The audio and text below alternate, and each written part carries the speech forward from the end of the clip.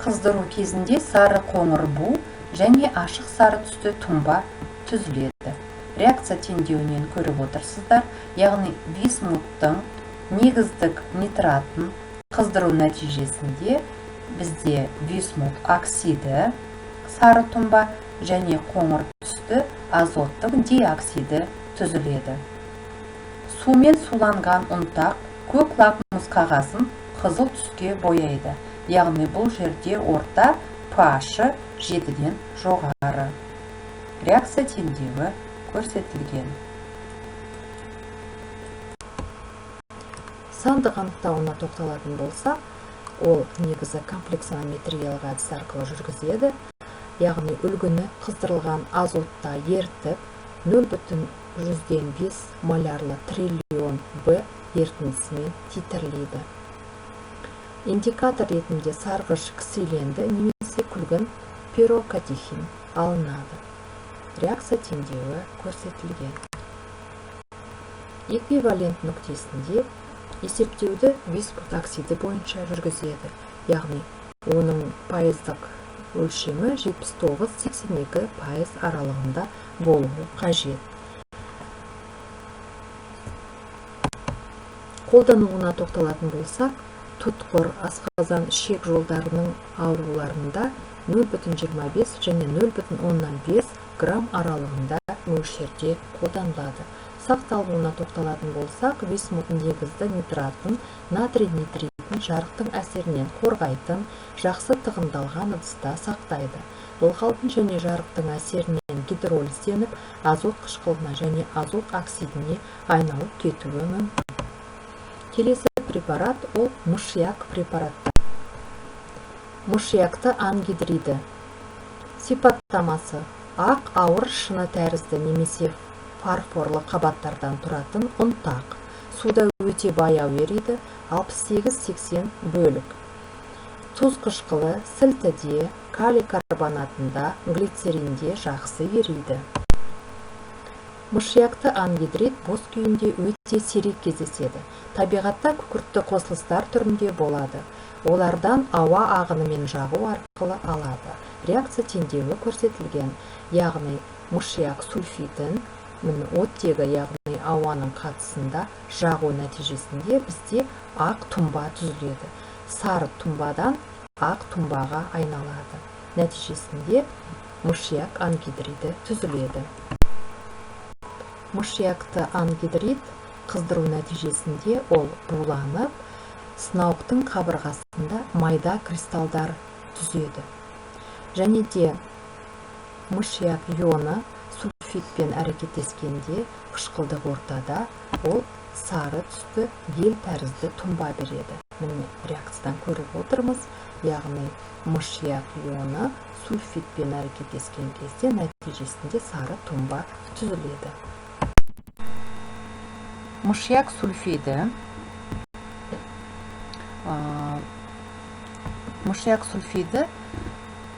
аммиак ерітіндісінде, сілтілік металдардың гидроксидтерінде, концентрлі азот қышқылында және жақсы ериді, және хлор сутек қышқылында ерімейді. Реакция теңдеуінен көріп отырғандай, мышьяк сульфиді аммоний гидроксидінде еріп, ал тұз қышқылы қатысында ол қайтадан сары тұнбаға айналады. Яғни гель тәрізді сары тұнба түзіледі. Бұл реакцияларды препараттың негізділігін анықтау үшін фармакопеялық әдіс болып есептеледі. Келесі реакция ол яғни идентификациясын анықтауға болады бұл реакцияның көбегімен. Яғни бұл жерде иод ерітінділері мышьяк 3 валентті мышьякты 5 валентті мышьякқа дейін тотықтырады. Және де осы кезде ерітіндінің түсізденуі байқалады. Себебі бұл жерде бос күйіндегі иод сутегі қышқылына дейін тотықсызданады. Реакция теңдеуінен көріп отырғандай, міне бос күйіндегі иод сутек қышқылы түзіледі. идентификациясын анықтаудың тағы да бір жолы бұл мыс тұздармен әсер ету арқылы. Мышьякты ангидридке мыс сульфатының ерітіндісіменен әсер ететін болсақ, нәтижесінде сары жасыл түсті тұнба пайда болады. Яғни бұл тұнбаны шеле жасыл деп те атайды. Реакция теңдеуі көрсетілген. Міне сарғыш жасыл түсті тұнба, яғни мыстың тұнбасы түзіледі. Сандық анықтау. Сандық анықтау негізінен броматометриялық және ядометриялық әдістер арқылы жүргізіледі. Бұл екі әдісте 3 валентті мышьякты 5 валентті мышьякқа дейін тотықтыруға негізделген.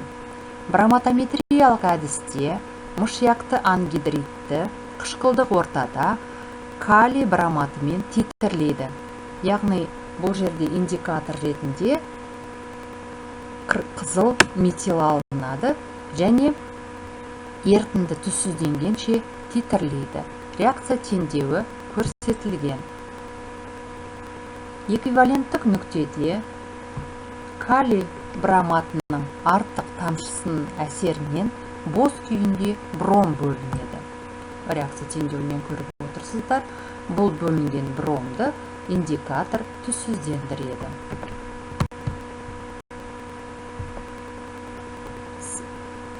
Натрий арсенаты.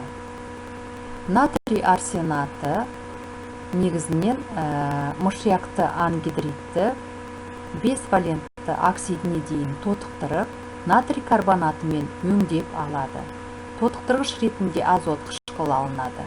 Нәтижесінде ұшқыш газдар түзіліп, ұшып кетеді де өнім таза болады. Реакция теңдеуінен көріп отырсыздар, міне екі газ түзіліп тұр, бұл газдар ұшып кетеді. Нәтижесінде бізде таза өнім қалады.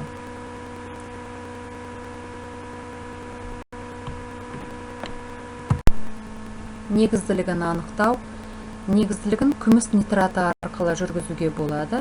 Бұл кезде препарат ерітіндісіне күміс нитратын қосқанда, күміс арсенатының шоколад түсті тұнбасы пайда болады. Реакция теңдеуі көрсетілген, міне нәтижесінде қоңыр тұнба пайда болады. Яғни күміс арсенаты. Тұнба аммиак және азот қышқылында ериді. Келесі бір жолы ол қос тұздың пайда болуы.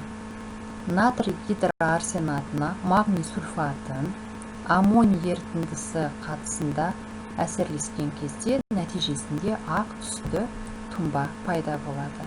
Яғни қос тұз пайда болады. Бұл реакция фармакопеялық реакция болып саналады.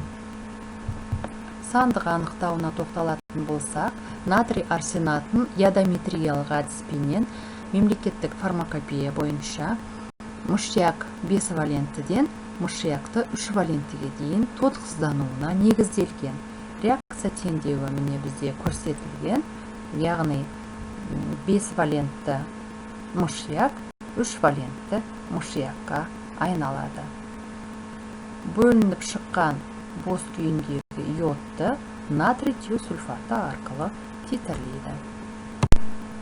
Келесі қарастыратын элементіміз ол оттегі. Медицина тәжірибесінде оттегі жетіспеушілігіменен жүретін ауруларда қолданылады. Алдын ала сұйытылған ауадан төмен температуралық ректификация әдісімен алынады. Оттегіні алудың өндірістік тәсілі ол электролиз. Яғни бұл жағдайда оттегімен қатар сутегі бірге алынады. Электролизге 60-70 градус температурада натрий гидроксидінің 16-18% ерітіндісі немесе калий гидроксидінің 25-29% сулы ерітінділері алынады. Катодта көріп тұрсыздар, сутегі газы бөлінеді, ал анодта оттегі газы бөлінеді. Оттегіні тазалау үшін алдын ала сілті ерітіндісінен кейін судан өткізеді. Физикалық қасиетіне тоқталатын болсақ, оттегі иіссіз, дәмсіз және түссіз газ, ауадан ауыр болып келеді.